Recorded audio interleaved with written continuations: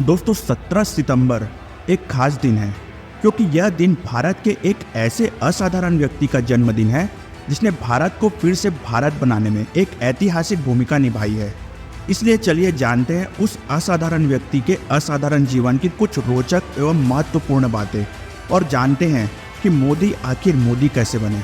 साथ ही साथ comment section में उन्हें बर्थडे विश करना ना भूलें। ऐतिहासिक शहर वडनगर में जहां एक ओर पुरातत्व महत्व का तोरण, 7 प्राचीन दरवाजे, 5वीं सदी के बौद्ध स्तूप, प्राचीन हाटकेश्वर मंदिर दिखाई देता है, तो दूसरी ओर लाल पत्थर से दमकता शर्मिष्ठा तालाब, टावर बिल्डिंग में चलता सेठ पुस्तकालय, प्राचीनता और आधुनिकता की गवाही देता वडनगर रेलवे स्टेशन नजर आता है।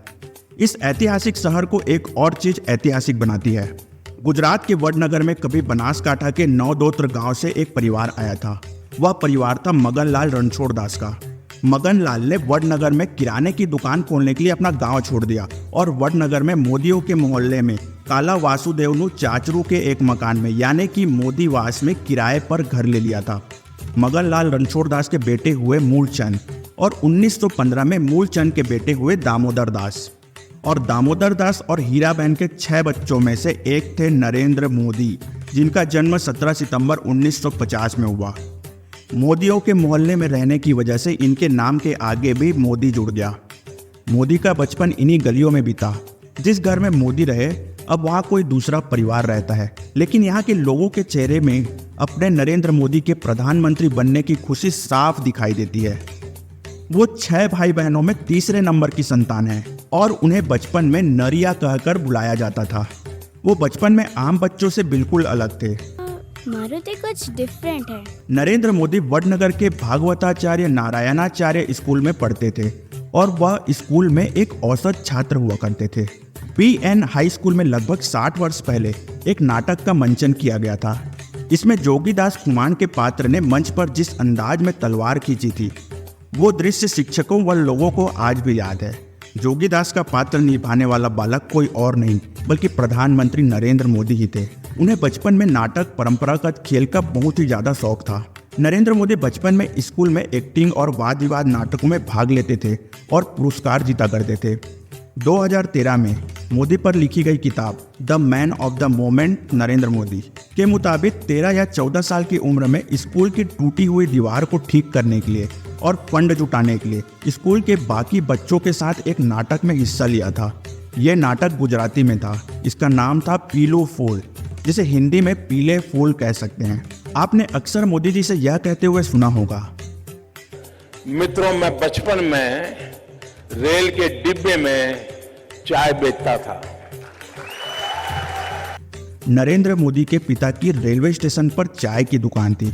बचपन में वे अपने पिता की चाय की दुकान में मदद करते थे और 1965 में भारत पाकिस्तान युद्ध के दौरान उन्होंने स्टेशन से गुजर रहे सैनिकों को चाय पिलाई थी।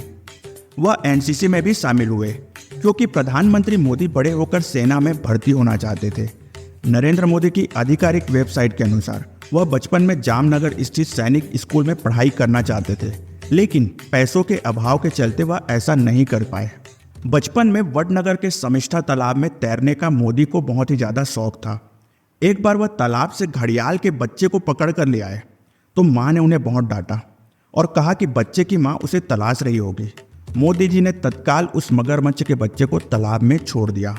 वह कई बार बचपन में बिना बुलाए लोगों की शादियों में भी चले जाया करते थे। नरेंद्र मोदी बचपन से ही राष्ट्रीय स्वयंसेवक संघ यानी कि आरएसएस से जुड़ गए थे। मोदी जी जब 8 वर्ष के थे तब उन्हें आरएसएस के बारे में पता चला। वो लक्ष्मण राव ईमानदार उर्फ वकील साहब से मिले जो बाद में उनके मार्गदर्शक बने। उन्होंने 1958 में दीपावली के दिन गुजरात रस के पहले नरेंद्र मोदी को बाल स्वयंसेवक संघ की शपथ दिलाई और उन्हें संगठन में एक जूनियर कैडेट के रूप में शामिल किया। नरेंद्र मोदी बचपन में साधु संतों से काफ़ी ज़्यादा प्रभावित हुए। वह बचपन से ही सन्यासी बनना चाहते थे। सन्यासी बनने के लिए मोदी स्कूल की पढ़ाई के बाद घर से भाग गए थे। इस दौरान मोदी पश्चिम बंगाल के रामकृष्ण आश्रम सहित कई जगहों पर घूमते रहे। हिमालय में कई महीनों तक साधु संतों के साथ रहे, जहां उन्होंने ध्यान किया और हिंदुत्व के दर्शन को अपनाया। तब उन्हें संतों ने कहा कि राष्ट्र की सेवा बगैर संन्यास धारण किए भी की जा सकती है। इसके बाद वह वापस गुजरात पहुंचे और उन्होंने संन्यास धारण करने का फैसला त्याग दिया था। 18 साल की उम्र में नरेंद्र मोदी का विवाह उनकी मां ने पांचकथा जिले के राजोचना गांव में रहने वाली जसोदा बेन से कर दिया। लेकिन नरेंद्र मोदी बाद में घर छोड़कर संघ के प्रचारक बन गए। मोदी जी 1985 में भारतीय जनता पार्टी से जुड़ने से पहले 1978 में वह आरएसएस के पूर्णकालीन प्रचारक बन गए थे। वह बहुत ही मेहनती कार्यकर्ता थे। वह आरएसएस के बड़े शिविरों के आयोजन में मैनेजमेंट का हुनर दिखाते थे। आरएसएस नेताओं को ट्रेन और बस के रिजर्वेशन का जिम्मा उन्हीं के पास होता था। मोदी जी जब अहमदाबाद संघ मुख्यालय में रहते थे तो वहाँ सारे छोटे बड़े काम करते, जैसे साफ सफाई करना, चाय बनाना और बुजुर्ग नेताओं के कपड़े धोना भी शामिल है। जब वह प्रचारक थे तो उन्हें स्कूटर चलाना नहीं आता था। शंकर सिंह वाघेला उन्हें अपनी स्कूटर पर बिठाकर संघ का प्रचार किया करते थे। 1975 में जब आपातकाल की घोषणा हुई तो मोदी युवा अवस्था में थे। उस दौरान संघ के स्वयंसेवी के तौर पर उन्होंने इसका विरोध किया और इस दौरान पुलिस से बचने के लिए उन्होंने सरदार का रूप धारण कर लिया था, जिसके जरिए 2.5 साल तक वह पुलिस को छकाते रहे। कहा जाता है कि उस समय सरकार द्वारा गिरफ्तार किए गए मुख्य नेताओं को जानकारी दी थी। मोदी जी ने संघ में अपने कुर्ते की बाह छोटी करवा ली थी ताकि वह ज़्यादा खराब न हो, जो वर्तमान में मोदी ब्रांड का कुर्ता बन गया है और देश भर में मशहूर है। मोदी को वैश्विक फैशन आइकन भी माना जाता है। उनकी मोदी जैकेट और मोदी कुर्ता काफ़ी फेमस है। उनका पसंदीदा कपड़ों का ब्रांड जेट ब्लू अहमदाबाद से है। वे महान विचारक और युवा दार्शनिक संत स्वामी विवेकानंद से बहुत ही ज़्यादा प्रभावित हैं। मोदी जी शाकाहारी हैं और उन्होंने सिगरेट और शराब को कभी हाथ भी नहीं लगाया। 2001 की बात है। गुजरात में तत्कालीन मुख्यमंत्री केशुभाई पटेल की सेहत खराब होने लगी थी। तब नरेंद्र मोदी राष्ट्रीय संगठन मंत्री थे और उस समय प्रधानमंत्री अटल बिहारी वाजपेयी जी थे। अचानक अटल जी ने मोदी जी को फ़ोन किया। जब मोदी जी ने अटल जी से मुलाकात की तो उन्होंने मजाक में मोदी जी से कहा, दिल्ली ने तुम्हें बहुत ही मोटा कर दिया है, तुम्हें गुजरात वापस जाना चाहिए। इसके बाद ही मोदी जी को गुजरात का मुख्यमंत्री बना दिया गया। बताया जाता है कि तब आडवाणी जी मोदी जी के अनुभव को लेकर चिंतित थे, इसलिए उन्होंने पहले मोदी को उप मुख्यमंत्री बनाने का प्रस्ताव रखा। इस पर मोदी जी ने आपत्ति जताई और एक सिरे से इनकार कर दिया। उन्होंने कहा, अगर कमान देनी है तो पूरी तरह से दो, नहीं तो किसी और को दे दो।